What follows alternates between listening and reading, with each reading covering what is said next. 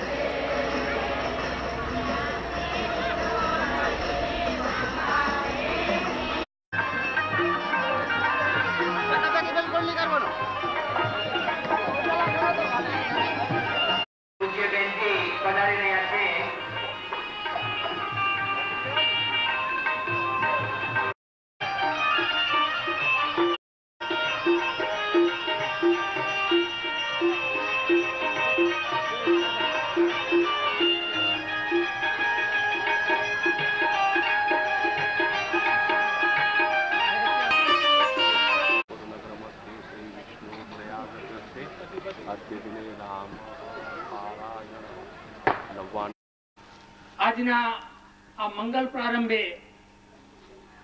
આપણે મર્યાદા પુરુષોત્તમ શ્રી રામના જસોગાન માટે એકત્ર થયા છીએ ત્યારે પરમ પૂજ્ય સંત શ્રી હરેશ્વરીબેન તપસ્વીના મુખે આ જસોગાન સાંભળવા માટે આપણે ઉપસ્થિત રહ્યા છીએ ત્યારે સૌપ્રથમ અહીં વ્યાસાસને બિરાજેલ પરમ પૂજ્ય બહેન શ્રી હરેશ્વરીબેન તપસ્વીની ઉપરાંત આજના મંગલ પ્રભાતે આ કથા પ્રસંગે જેઓ અત્રે હાજરી આપવા માટે ઉપસ્થિત રહેલ છે તેઓ સંતોનું પણ આપણે સ્વાગત કરીશું. સૌ પ્રથમ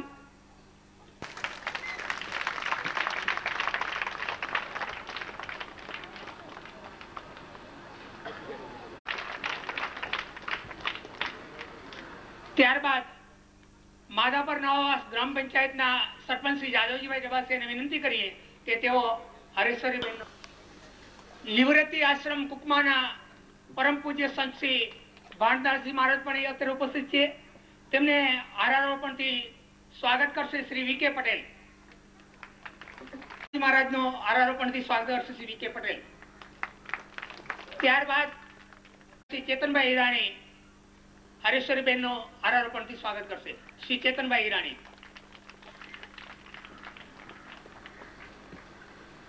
અત્રે ઉપસ્થિત અન્ય સંતોમાં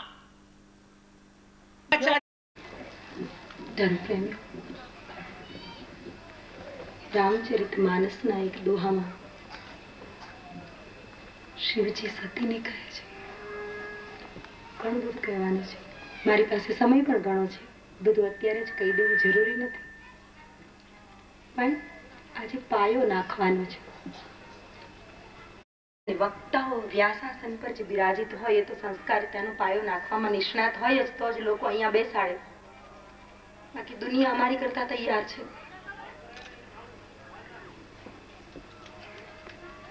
તો ધર્મ પ્રેમ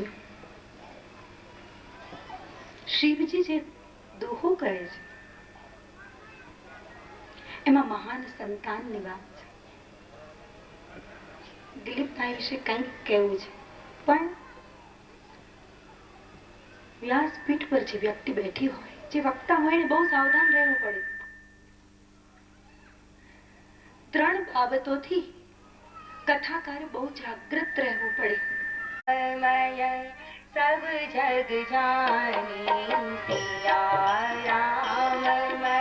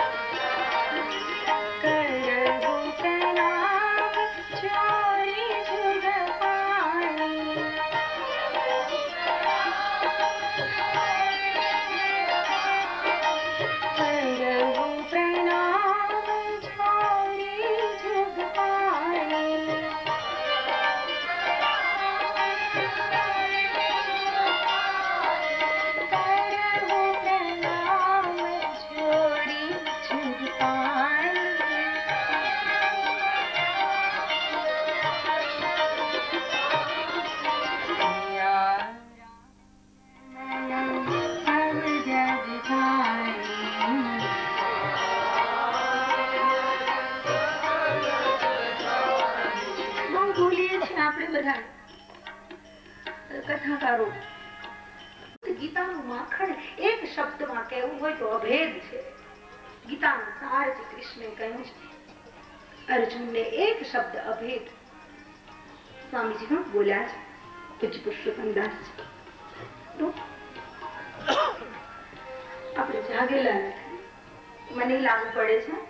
એટલે જીવ એવો અવળચંડો છે, ક્યારેક ક્યારેક આત્મ પ્રશંસા થઈ જાય.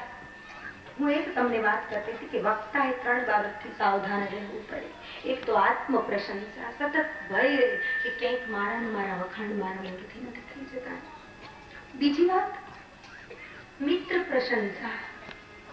ઘણીવાર એવું બને કે શિષ્ય સારો હોય, ફોરેનનો હોય, લખપતિ હોય, 2-5 લાખનો સંતને ફાયદો થાય એમ હોય, તો ક્યારેક જાણે અજાણે લાભે લોભે મિત્રના વખાણ થઈ જાય, શિષ્યના વખાણ થઈ જાય, ચેલાના વખાણ થઈ જાય, અનુયાયીના વખાણ થઈ જાય. પણ સંતને આ ભાટાઈ પણ ન શોભે. અને ત્રીજું શેનાથી સાવધાન રહેવાનું? ચમચા પ્રશંસા. બહુ અઘરા, બહુ નડે ભાઈ સાહેબ. ચમચા પ્રશંસા છે નહીં. તો આત્મ પ્રશંસા, મિત્ર પ્રશંસા અને ચમચા પ્રશંસા 3થી જે પર ન રહી શકે સાચો વક્તા ન કહેવાય. પણ ક્યારેક એવું બને કે સત્યને સત્ય રૂપે ન વર્ણવું ને એ આંખો આડા પડળ જ છે. ત્યારે અમુક અપવાદ અમારી સામે એવો ઉભો થાય કે જ્યાં વાસ્તવિક વાત હોય એ મારે કહેવી પડે. અને આત્મ પ્રશંસા, મિત્ર પ્રશંસા અને ચમચા પ્રશંસા આ 3 વાતથી પર થઈને જો હું કહું તો શિવજી સતીને કહે છે કે સો કુલ ધન્ય ઉમા સુનું. હે ઉમા, એ કુળ ધન્ય છે, જગત પૂજ્ય સુપુની. કયું કુળ? સુમિત્રા લક્ષ્મણને કહે એ જ સાચી માં છે, એ જ સ્ત્રીએ સાચી પ્રસૂતિની પીડાને સહન કરી છે. કઈ? રઘુપતિ ભક્ત જાસુ સુત હોઈ, રઘુપતિ ભક્ત જાસુ સુત, પુત્રવતી જુવતી જગ સોઈ,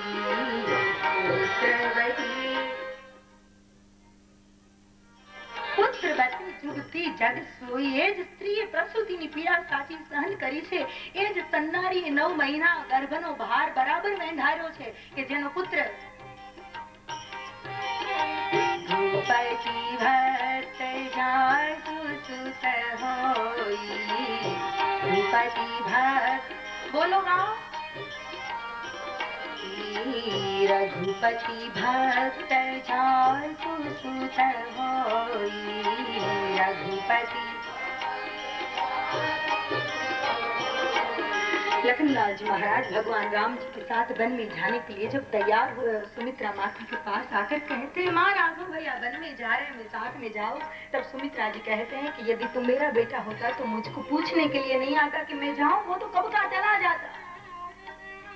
तुमने पूछવાનું મોડું કરે છે, પણ બેટા આજ મને આનંદ થાય છે કે મારો દીકરો રામ ભક્ત થયો. નહીતર લક્ષ્મણ ને કાંઈ લેવા દેવા નહોતું. ભરત રાજા બને કે રામ રાજા બને. 100 કુલ ધાન્ય, તુલસી લખે એ કુળ ને ધન્ય છે કે જે કુળમાં એકાદું રતન પાકે. અને હું એમ કહું છું કે કુળનું રતન નહીં પણ માધા પર આખા ગામની અત્યારે શોભા હોય, કલગી હોય તો એ દિલીપભાઈ ઈરાણી છે. એ નિર્વિવાદ છે, એમાં શંકાને સ્થાન નથી. આ મિત્ર પ્રશંસા કે શિષ્ય પ્રશંસા કે ચમચા પ્રશંસા નથી, પણ આ વાસ્તવિકતા છે. અને વિદ્વાન જો સત્ય હોય એને ન કહે ને તો એ મહામૂર્ખ છે. સાચી વાતમાં શરમ છે. અમને કોઈ સ્વાર્થ નથી, શું શરમ હોય? દુનિયા મને સંત કહે છે તો પછી અમારે વર્તન પણ એવું કરવું જોઈએ, નહીતર અમે પાપમાં પડીએ ને. તો મૂળ વાત, એક વાત તો એ થઈ કે આ ભાઈ માધાપરની શોભા છે. એવું નહીં કે સંપ્રદાયના વાડાઓમાં બંધાઈને જેને પકડ્યા એને પકડ્યા. ના ના, હું જોઉં છું સતત દરેક સંતો પ્રત્યે એક સરખો પ્રેમ, દરેક સંતોના સત્કાર્યોમાં એક સરખો સહકાર, અને એ પણ બિલકુલ નિરાભિમાનપણે. કોથળો પડ્યો એને ખંખેરવો હોય તો એ ખંખેરી નાખે. એને એમ નહીં હું લંડન થયો છે મારું ઇન્શર્ટ ન વિખાવવું જોઈએ. ના, આ નમ્રતા ભક્તના જે લક્ષણો છે ને એ બધા એમાં છે. એક સંસ્કૃત શ્લોક મને યાદ આવે છે. અને ધન ધંધાનું સાધન બની ગયા. આપણે ભેદ ઉભા કરી દીધા. પરિસ્થિતિ એટલી બધી ખરાબ થઈ ગઈ, બેટા ગોતવા મુશ્કેલ થઈ કે કોણ કોણ. જરા કડવા શબ્દો છે, માફ કરજો. અને સંતો બેઠા છે મહાપુરુષો, એ તો માત્ર આપણી શોભા માટે આવ્યા છે. હું એમને શ્રોતા નથી માનતી. અને કદાચ શ્રોતા માનીએ તો એ સારી વાત છે. કારણ કે સુખદેવજીએ જયારે પરીક્ષિતને કથા સંભળાવી ત્યારે એમના પિતા અને પિતામહ વ્યાસ અને પરાશર બંને હતા. એ આપણે ભાગવતમાં સાંભળ્યું છે, હમણાં જ પૂરું થયું ભાગવત. એટલે કદાચ મહાપુરુષો આવીને બેસે તો એનો તો અમને આનંદ થાય. પણ આ કઈ એમને નથી લાગુ પડતું, માત્ર બીજા લોકોને લાગુ પડે છે. રામ મર્યાદા પુરુષોત્તમ કેમ કહેવાના? વચ્ચે એક બીજી વાત કહી દઉં. એક બાર રઘુનાથ બોલાય, એક બાર ધર્મપ્રેમી. સભાની શોભા શેમાં છે? સાવધાન. અહીંયા સભા છે, એવી સભાઓ તો અમને ક્યાંક ક્યાંક જોવા મળે છે. કાં તો સભામાં રાજકારણી હોય, કોઈક પ્રધાન હોય, કાં મોટો ઉદ્યોગપતિ હોય. અને આ બધાનું વિસ્તૃતીકરણ તમારે ઇન્વર્ટેડ કોમામાં સમજી જવાનું. એની વ્યાખ્યા હું નહીં કરું. એ શું હોય, અમુક હોય એટલે શું હોય, બધું